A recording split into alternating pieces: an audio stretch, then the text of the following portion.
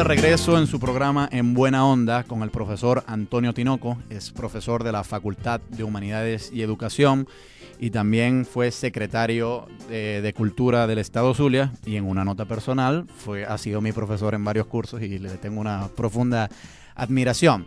En el primer segmento habíamos comentado sobre el panorama global de 1968, porque todos estos eventos que usted nos mencionó en el segmento anterior, la matanza en México, la primavera de Praga, etcétera, no todos ocurrieron en mayo. Es decir, supongo yo que ocurrieron en varios meses, ¿o no? Sí, todo el año 68, eso lo dice el autor Kurlansky, cuando en el finales de 1967 el New York Times convoca una especie de encuesta y pregunta qué perspectivas tenía el año 68 todos los políticos de las grandes potencias occidentales. Hablaban de que el 68 iba a ser un año calmado, un año tranquilo. Cuán equivocados estaban, ¿no? Y fue todo lo contrario, fue un año que a partir de los acontecimientos de Praga pues se fue haciendo cada vez más duro. Bueno, usted sabe, cada vez que nos acercamos a final de año se hacen un conjunto de predicciones, unas más serias que otras, ¿no? Hay unas que son astrológicas, esas la verdad es que no tienen mucho valor, pero las que sí son más científicas, es decir, en función de la sociología, etcétera,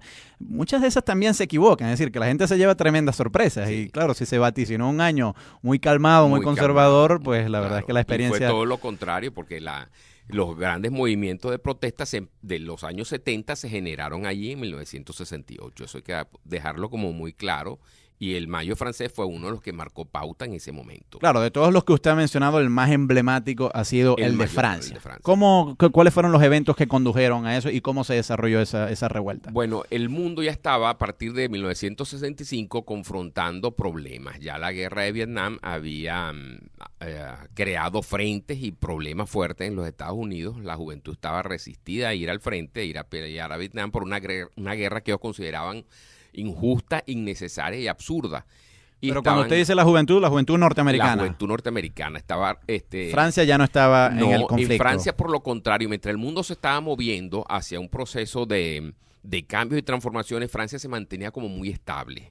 De Gaulle le había dado al gobierno y al Estado francés y al país en general, a la nación francesa, una tranquilidad, un prestigio, una visión económica de mucha estabilidad. Y además había sido muy respetado por su triunfo en la Segunda Guerra Mundial, ¿no? Era un hombre de un gran prestigio a nivel internacional. Su imagen, a pesar de haber Francia perdido Argelia después de la guerra de separación de las colonias, sin embargo, el general de Gaulle se mantuvo con una imagen realmente intachable y con un prestigio en la ciudadanía que lo hizo pues mantener pues un control del país absoluto, y Francia se presentaba en ese momento como el escenario para que se dieran los diálogos de paz, para que se hablaran de los procesos de cambio y transformación del mundo, pero desde una visión totalmente donde Francia estaba neutral y donde Francia era simplemente el escenario donde se iban a acoger las delegaciones para conversar sobre problemas del mundo, pero sin intervenir porque Francia no tenía problemas. Y en ese momento, ¿verdad?, se está convocando la primera conferencia de paz para trabajar el problema de Vietnam, es decir, la delegación vietnamita, tanto del norte como del sur, junto con la delegación norteamericana, se iban a sentar en París para entrar en conversaciones y buscar pues cómo solventar el problema de esa guerra tan cruenta y tan fuerte que se está viviendo en el sudeste asiático. Y Francia pues presentaba todas las características de garantías, de tranquilidad, cuando comienzan a suscitarse protestas y comienza a darse un proceso de incomodidad en los estudiantes franceses. Para ese momento... ¿Pero esas protestas están dirigidas exclusivamente a la guerra de Vietnam o hacia el sistema en general? No, en el primer momento... fíjense que para el 1968 Francia tenía 560,000 estudiantes en las universidades. Era el país de Europa prácticamente doblaba a Inglaterra en cantidad de estudiantes universitarios y eran un poder, pero el estudiante se sentía maltratado, se sentía muy relegado dentro de la sociedad francesa y no sentía que el gobierno le diera la importancia. Y en ese momento, precisamente, creo que fue alrededor del finales de marzo, abril de 1968, el gobierno emite un informe sobre la situación de los estudiantes en Francia y va a visitar el ministro de la Juventud, las diferentes universidades francesas, para presentar ese informe. En ese momento, el ministro de la Juventud francesa se presenta, lee su informe, y un estudiante, ¿verdad?, de origen judío, por cierto, de padres alemanes, nacido en Francia, que se llama Daniel Cohn-Bendit, va a interpelar al ministro y le pregunta qué hay del sexo en las universidades. Y bueno, el ministro se siente un poco mal por la pregunta y le dice que él vino a discutir la situación de las canchas deportivas, de las piscinas, y que él, este muchacho pelirrojo de una gran sonrisa, que vaya a hacer ejercicio, a meterse en una piscina, y el muchacho lo interpela y le dice nuevamente: ministro, esa es la respuesta de un ministro de Hitler, eso no es la respuesta de un ministro acorde con un país democrático. En ese momento comienza realmente, se le da inicio al proceso de lo que se llama el Mayo francés. Esa interpelación produjo pues un problema grave. Oye, que no es nada más una revuelta política, sino es realmente una revuelta producto de una inconformidad con la vida, realmente, con el sistema educativo, el sistema social, etcétera. Ahora, ¿cómo se manifiesta este movimiento? ¿Es una rebelión? ¿Es una huelga? Que está en ese momento, se está programando la conferencia de paz de París, donde hablé hace momentos sobre la situación de la guerra de Vietnam, y los estudiantes querían, pues, pedían una libertad de acceso de las muchachas y los muchachos indistintamente a las residencias estudiantiles. Es decir, estaban separadas en aquel momento las residencias para varones, las residencias para hembras.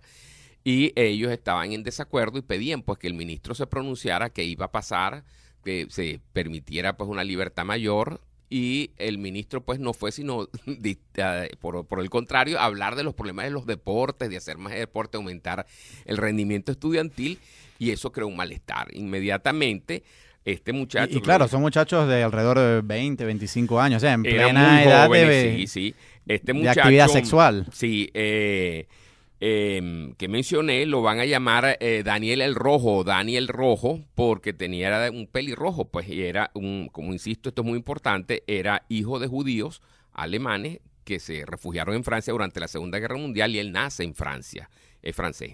Y supongo que el rojo también lleva la connotación de comunista, o el rojo en aquella época. Él era un muchacho que militaba dentro de la izquierda, pero no era uno de los fanáticos ni de los grandes militantes de la izquierda comunista, por decirlo así, ni del trotskismo, pero tenía ideas evidentemente avanzadas para el momento. Pero ellos deciden salir de Nanterre, que era el campo donde estaban ellos ubicados, en las afueras de París, y van en una marcha hacia la Sorbona a interpelar nuevamente al ministro, pero en ese momento se está preparando la situación para la conferencia de paz.